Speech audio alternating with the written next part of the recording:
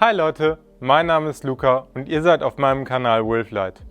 In diesem Video zeige ich euch, wie ich einen Holzvergaserofen selber geschweißt habe. Viel Spaß beim Video!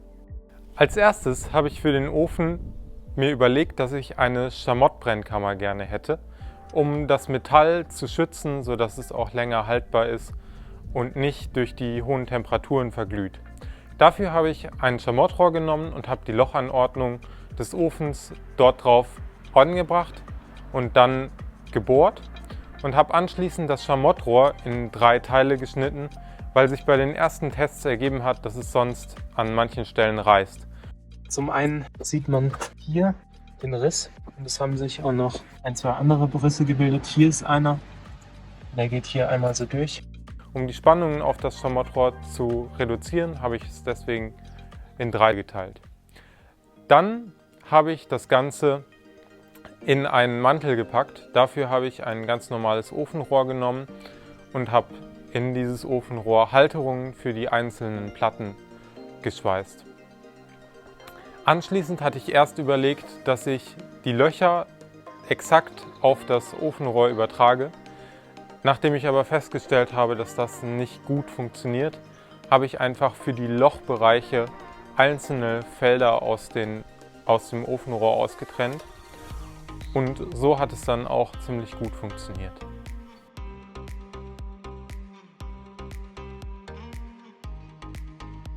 So, nachdem jetzt die Brennkammer hier fertig ist, brauchen wir noch ein Gehäuse dafür, damit man erstens hier eine gute Luftzuführung hat, die man auch regulieren kann über einen Einlass. Und zum anderen natürlich, dass man einen Temperaturschutz hat. Also, los geht's erstmal zum Metallzuschnitt.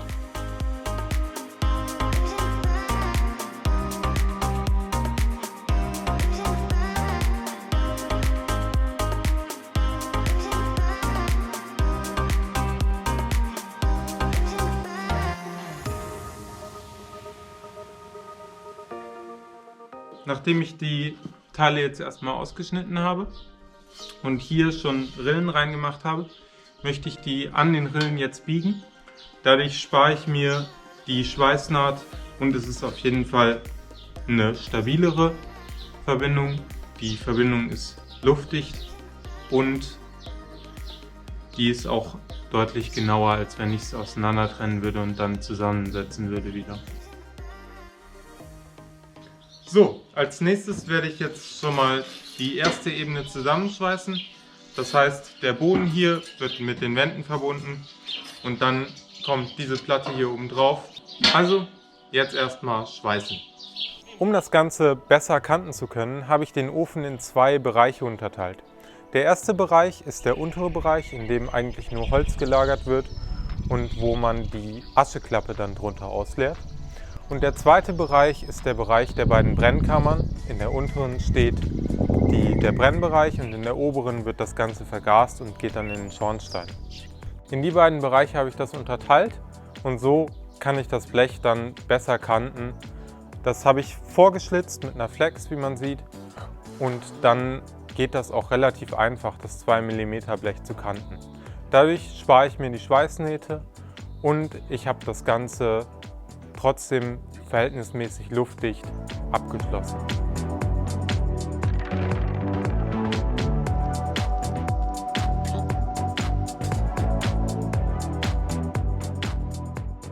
Nachdem ich die beiden Bereiche, die ich gekantet habe und dann fixiert habe durch die Platte, fertig hatte, habe ich sie dann miteinander verschweißt. Dafür habe ich sie einfach aufeinander gestellt und habe dann von innen und von außen eine Schweißnaht gezogen, die ich auch mehrmals nachgeschweißt habe, weil meine Schweißnähte noch nicht so gut sind und sie aber sehr stabil sein soll, damit der Ofen nicht irgendwann auseinanderfällt. Als nächstes werde ich jetzt mit dem Plasmaschneider hier 2 Löcher reinschneiden, einmal auf dieser Ebene und einmal auf der unteren Ebene. Und dann kann ich da die Brennkammer runterlassen und kann auch schauen, dass das alles richtig passt. Also, los geht's!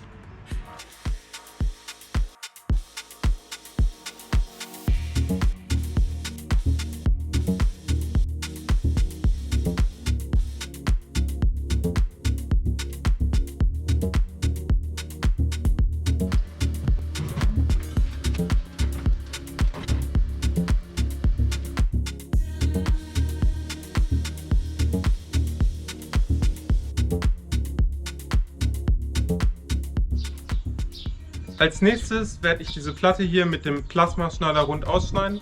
Das wird dann der Boden für die Brennkammer, auf dem dann später die Glut liegt. Und die habe ich sehr dick gewählt, das sind 8 bis 9 mm ungefähr. Und ich schneide die rund aus, damit dann später die in der Führungsschiene nicht so hakelt, weil man die Bodenplatte ja verschieben muss, um die Asche aus der Brennkammer zu entfernen. Also los!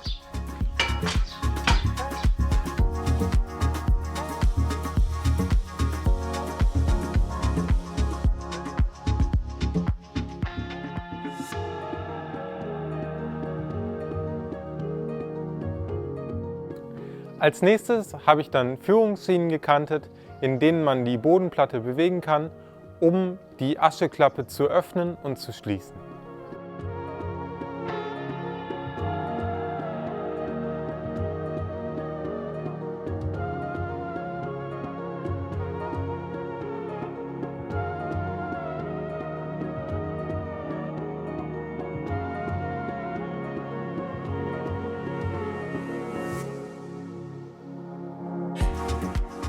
Anschließend habe ich dann noch einen Hebel angefertigt und in den Ofen eingebaut, damit man die Bodenplatte auch verschieben kann.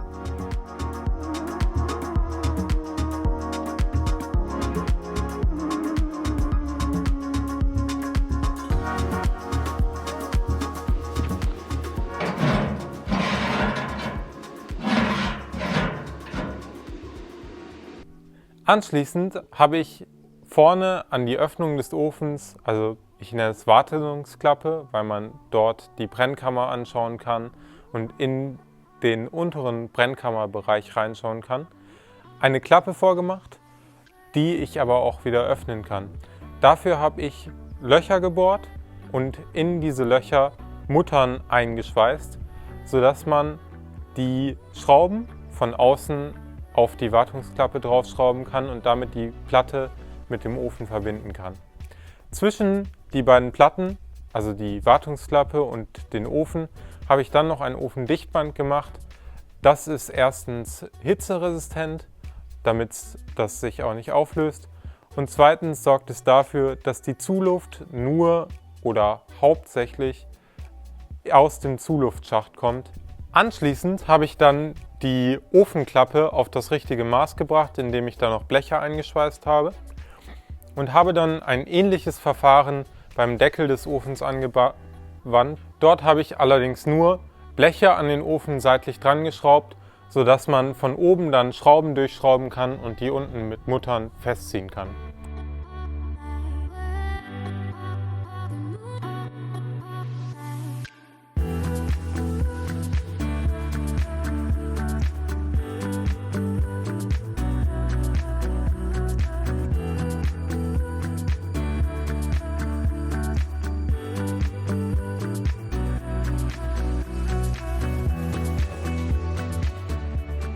Nachdem jetzt auch der Deckel hier zugeschnitten ist und abgegratet ist, könnt ihr hier schon sehen, ich habe die Schamottplatten hier schon mal reingesetzt. Die passen da perfekt rein. Da bin ich sehr stolz drauf. Und jetzt muss als nächstes hier Dichtband aufgeklebt werden. Das Ganze wird wieder verschraubt, weil ich das ja als Prototyp nehme, damit ich an alle Teile wieder rankomme und auch die Sachen austauschen kann, falls mal hier eine Schamottplatte bricht oder so. Und dann muss hier in dieser Ecke ein Loch für den Schornstein und auch in das Metall natürlich das Loch für den Schornstein.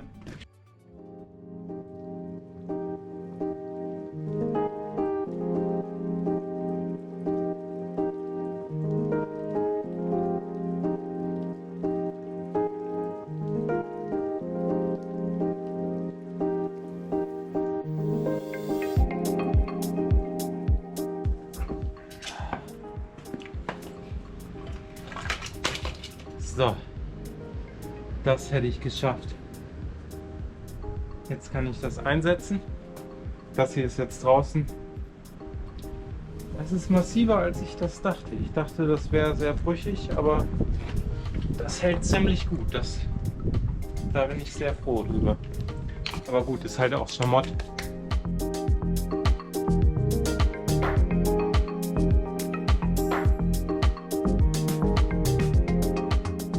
Hier sieht man jetzt, der Durchgang zur Brennkammer ist fertig.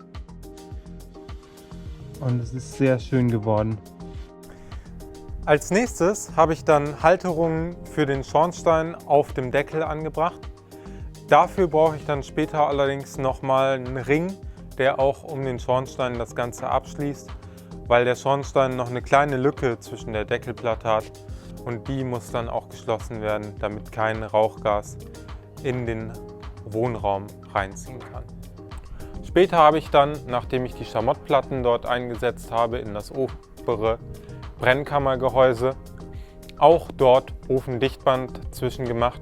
Hier ist das besonders wichtig, weil man sich da ja schon im verbrannten Bereich befindet, also wo die verbrannte Luft durchzieht und dort dann die giftigen Gase auch sind, die auf jeden Fall nicht aus dem Ofen austreten dürfen, sondern im Schornstein aus dem Haus ziehen sollen.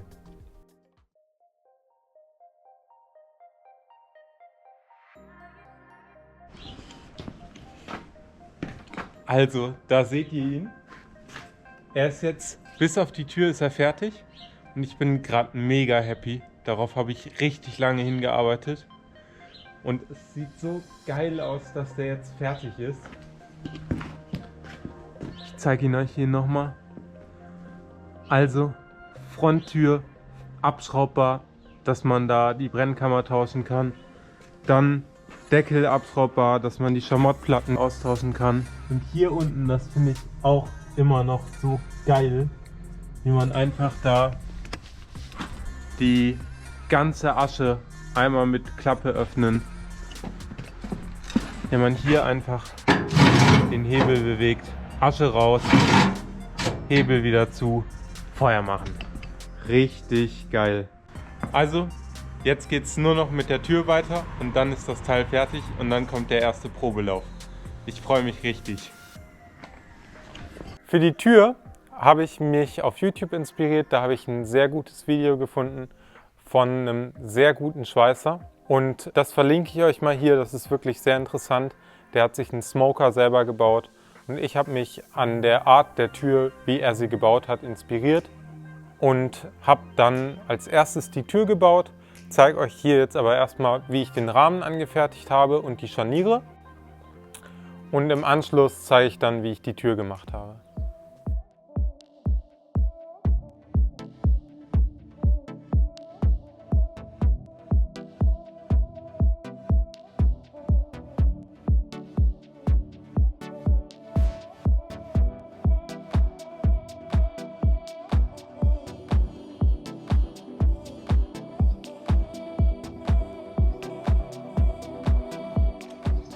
Für die Tür habe ich mir jetzt eine Glasscheibe zuschneiden lassen in einem Online-Zuschnitt und habe dann mir hier Blech zugeschnitten.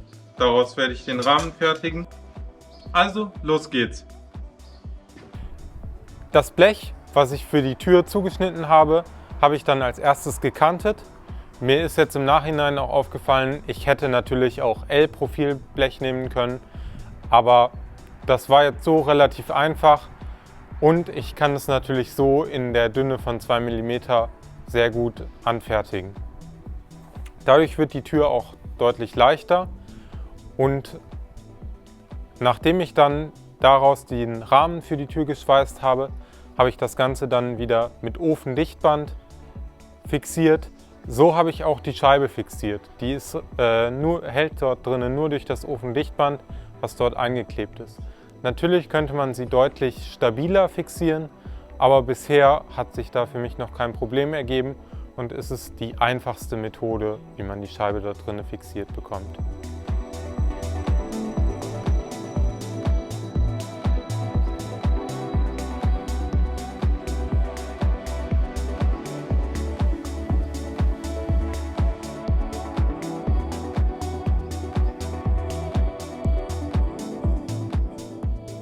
Nachdem ich dann die Tür eingesetzt habe, das Scharnier hat super funktioniert. Es wird nur, wenn der Ofen warm wird, ein bisschen schwergängiger, aber das ist auch kein Problem, man kann die Tür immer noch öffnen. Habe ich dann noch den Verschluss gemacht. Dafür habe ich einfach mir 2 Bleche zusammengeschweißt, sodass man einen leicht geneigten Hebel hat, und den habe ich dann auf einer Schraube an der Schraube befestigt, die ich angeschweißt habe. Zusätzlich sieht man ja, ich habe so ein Vierkantrohr genommen, da konnte ich das dann recht gut durchschieben und konnte die Schraube dann einfach festschweißen. Im Nachhinein würde ich das Ganze machen, bevor ich die Scheibe einklebe. Soweit habe ich aber zu dem Zeitpunkt nicht gedacht, und deswegen habe ich die Scheibe einfach abgedeckt, damit die nicht durch die Schweißfunken beschädigt wird.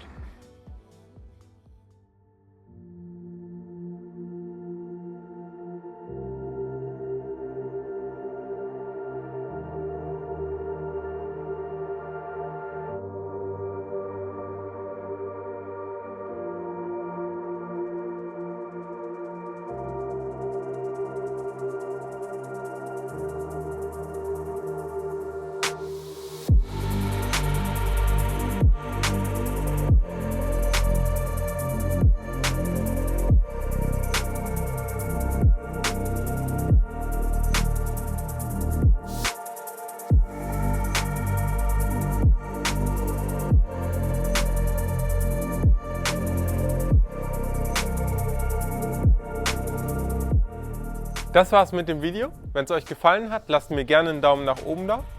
Und ansonsten könnt ihr euch hier noch die Zusammenfassung von meinem Livestream anschauen.